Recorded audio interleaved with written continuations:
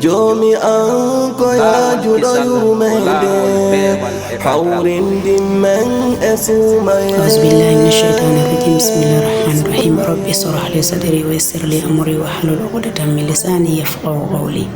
Sibanjul bare ko andindingol fi laylatul qadr de ngande wadino video ji men fejjude go fi laylatul qadr kon hikka kadi wa Allah subhanahu wa ta'ala tawni en andindina fi jamma laylatul qadr ko en murabbiten jamma laylatul qadr de ngandi non sipi men aduna yanki majjiri en kono dabbitirten kun dum ko ha honto fiwtinten berne men de fi dabbitugol dum non haray ko buri non fiwtinten berne men en fi dabbitugol do jamma laylatul qadr wada réveil 1h00 immoden jangen Qur'an berub Allah subhanahu wa ta'ala wawni ben juulen en la don sallallahu alaihi wasallam juulen kadi e waden kadi zikruji men di marbe faybe men berdina bibbe mabbe be wada programme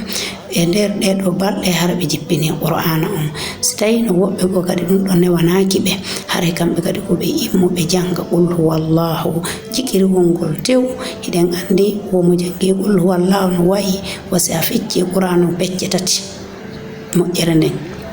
rena yewi to jangugol kadi qul huwallahu wodi gisi ronki jangugol o mo kadi o juula so ronki kadi juulugol o juula en la sallallahu alaihi wasallam hatuma o juuli subaka haramo jantade inde Allah hebbinen toragol Allah yen hebunde do mojjere beden andi o kala hebudo laylatul qadri jemmada baado on haray mo wa'i wasi o mo fodda e rewdo Allah duubi jappande jeetati e tati e duubi nayi hare mo fota non marde baraji hare Allah subhanahu wa ta'ala okko ende do mojjere makko hare no yen andu ina yawdo on tunka juulirde wawata hebugol dum do o tiki si yaadale enede o yaadale anni e laabudo hare ina do o tigi fellito wawa hebude ko ma o wada dum do ka wonki makko o anda ko honno woni yarude o anda ka Allah subhanahu wa ta'ala woni yaade surtout maynen sonna ben ka juulirde haysi goddo wadima goddum ta andi mo wadima sakkona e sonkon fanko munyano dam fi dum an dandi ko yewda dabbitugol kon ko fi ya hebu mojjere don kala ko hebu ma ton kadi bittende ko ya munyo weltoroda dum don hiden andi haysi ko makka o tigi yahi o yehi ka suudu kaaba o heba bittende ina no fere maka juulirde do hare mido daro do fi laylatul qadr dimmo dum ko moni andintingol do ko fi menen be sonnabe fi horugol jeego juldan wallahi no wodi sonnabe buyi ha joni be fuddaki ta horugol jeego juldan sabu bittende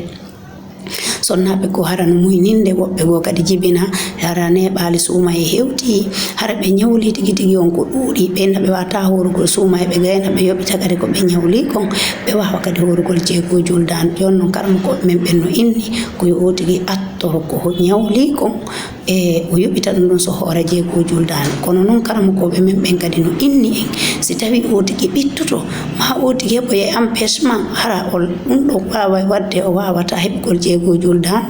ko yo attor o anni o mo horude jeego juldan so hori dum don o gayni jonnon o anni o kadi mo yobitude ko nyawli kon o beedita don stay non o bittike ma dum empêchement ji sonna ben hewtimo ko yo wado doyi o wada do Allah non ko ni kon ka bernde makko hatuma o gayni dum do ma o fowtike seeda o yobita non kadi ko o nyawli kon don non kon no yobitirta ko kanko andi mo wawi yobitugol fonde wotere mo wawi horde balde didi nyama balde didi mo wawi horde balde tati o nyama balde tati kanko andi don non ne warani mo o yobita don non Allah subhanahu wa ta'ala bittina en ko woni to wota en kato faden dido baraji hiden andi mo hori suuma e fo hori jeego juldano hare mo wawi waso hori hitane ndin fo hare sonnabe go kadi no yeta wo so tigi fuddi horugol jeego juldano kala juldano ardu kadi ko yo horo o way hikka sa hori jeego juldano hebi nde do mojjere ko ngande ko arata kadi sida faala sifanden do mojjere hara ya bittinaka Allah subhanahu wa ta'ala non no wi en ka Qur'an wa ma taf'alu kala ko waddo min khairin e mojjere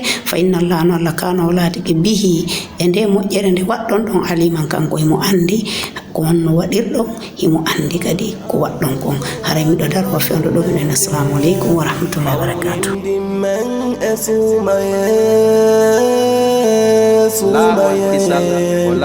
sumaye barkinando sumaye